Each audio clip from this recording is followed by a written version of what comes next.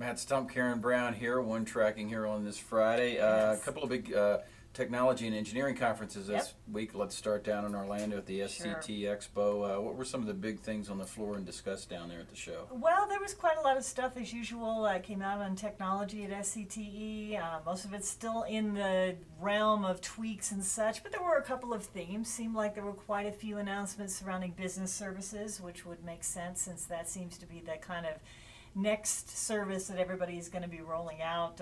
Aurora Networks came out with a CourseWave division multiplexing product that they say is going to be able to deliver Ethernet services of up to 1,000 megabits per second.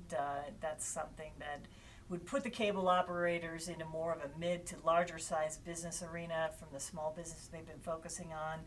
Vio announced that they're going to be deploying their T1 out-of-band product that's going into Cox's, Oklahoma services area, so they can do business services there.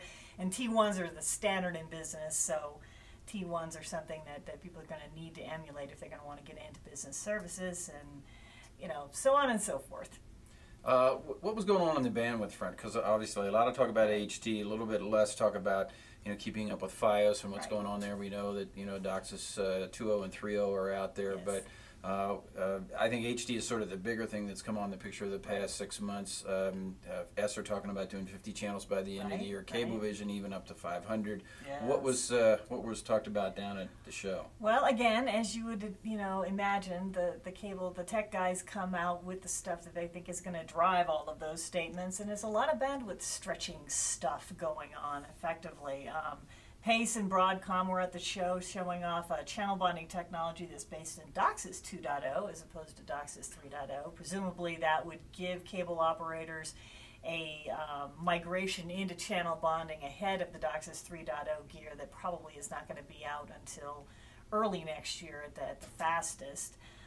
Harmonic had a 1 gigahertz kind of a fiber optic extension kind of product that would allow cable operators to drill fiber closer to the home and then be able to drill 1 gigahertz of capacity in the home as opposed to the 750 megahertz that they have now, and provide that extra chunk of bandwidth into each individual home.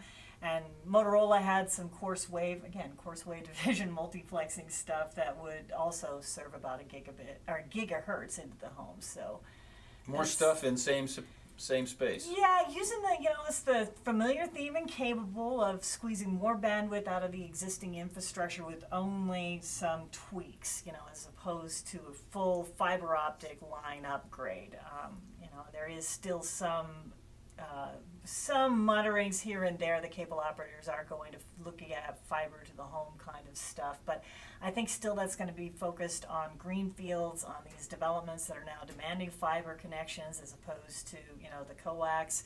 It's just too expensive, too time consuming, and not enough of a valid return for them to be ripping out the coax that they have in existing networks and putting in fiber. It was funny, just as an aside, AT&T had a release late last week about GPON to fiber to the home, and in new builds they're doing fiber to the home, and it's almost like they have to raise their hands and say, we aren't Neanderthals. I know UVerse is based on fiber to the node, but we actually don't mind doing fiber to the curb and to the prem when necessary, and so it's kind of interesting they raised their hand on that. Well, I think everybody is considering doing fiber into the home in more upscale developments where the developers and the builders are increasingly asking for that sort of thing. It's sort of a value add for their development. And they're also looking at it in greenfields just because, do you put a fiber line in, do you put a coax or a copper line in? Sometimes the costs can be fairly equivalent. So it is something to look at. And wanted to ask, anything new on Switch products down at the show? There was quite a lot of Switch Digital Video.